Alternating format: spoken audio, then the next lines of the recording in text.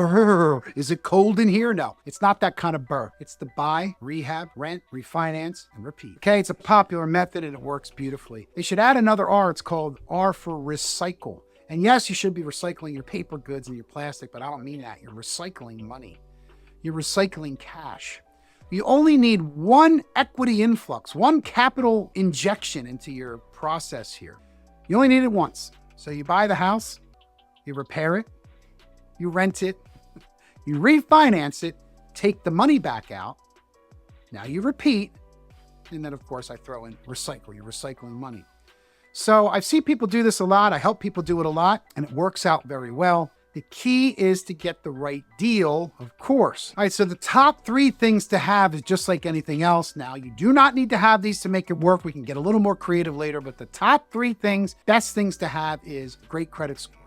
Ideally over 700, but ideally really over 640. But the low score should be 640 or higher. We could even do this with a 620, but it's better to have a higher score. It just makes things less complicated for you. That's number 1. Number 2 is provable income, okay? Doesn't have to be a lot. It shouldn't be a little, but provable income is key because it'll be easier to get you the financing for your first buy. We only need to do this once. It's like getting married, okay? You only need to clean yourself up for the marriage and then you let yourself go. My man. If we have to do a little work to get these 2 things in line, let's do it. Now, number 3 is having cash. Now, you might be turning off the video at this point, but you don't need your cash, which we're going to talk about in a second. Just bear with me. So having amount of money is ideal as well. Well, ideally, what amount? 20%. So we need about 20% of the purchase price. Let's talk about a $300,000 house, about $60,000 in cash, provable income, credit score of 700. Let's go shopping. Let's go B. Now, we want to get the right B. We want to be the right house. We want to buy the right house because we want to be able to be in equity immediately. So we're looking at around a 60 to 75 maybe percent value. Ideally 65% of the after repaired value after you buy the house and fix it up. Sweet spot to be in. Now you could push that to as much as 80%, but just have to be careful as you get over 75% because we may be in a position where we can't pull out all of our equity and all of our original down payment when we go to refinance. Okay, so we get the house at the right price, we fix it up. We could use hard money.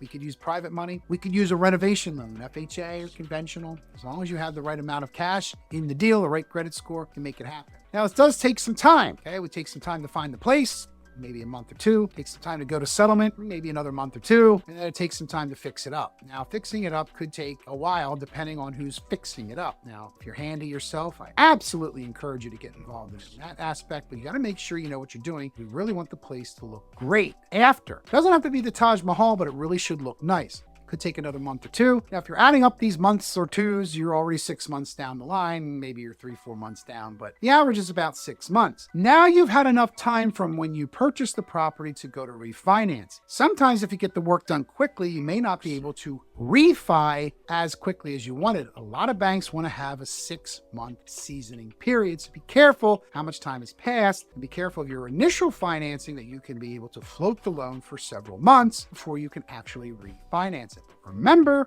if the deal is good, the money will follow. Okay, we bought it, we repaired it, now we got to rent it, right? So renting it is we got to be very super critically careful of what amount of money that we're expecting for rent.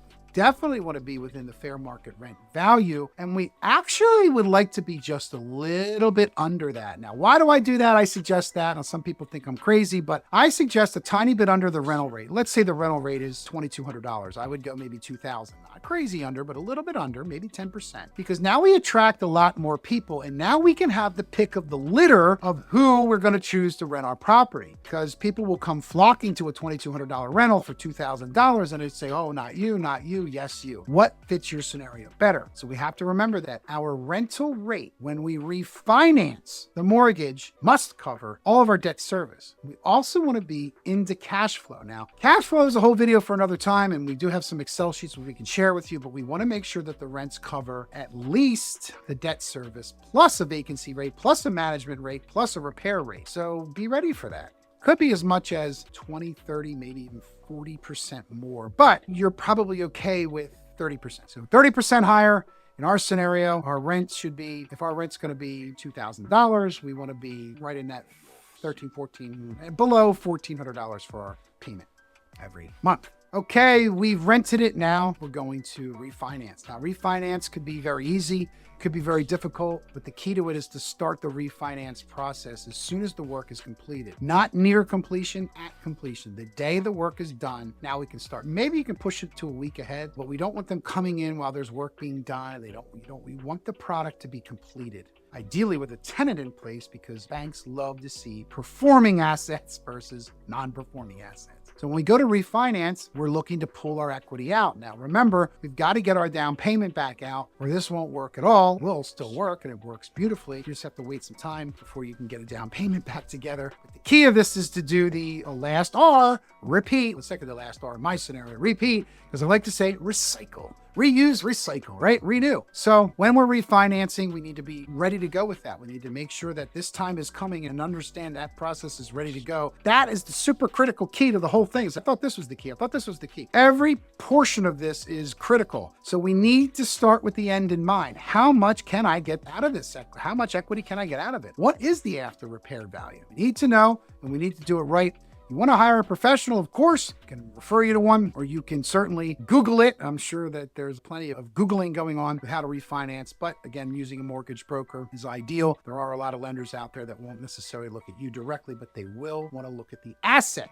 Now, you can do this whole process with terrible credit, with no cash. It does get a little more complicated. It's actually a little bit of work on your part, but it does actually work. If you actually do the work, it actually does happen, and we'll be happy to help you walk you through it. I think we've burned enough here. We burned this into your brain, and if we didn't, hit that like button. If we did, hit that like button. Now, if we didn't, we'd be happy to answer something. You want us to make another video, want us to give us a call, we get on a Zoom call, we're happy to help. Gregory Martire, your local real estate expert here in the greater Philadelphia area. Great day, everybody.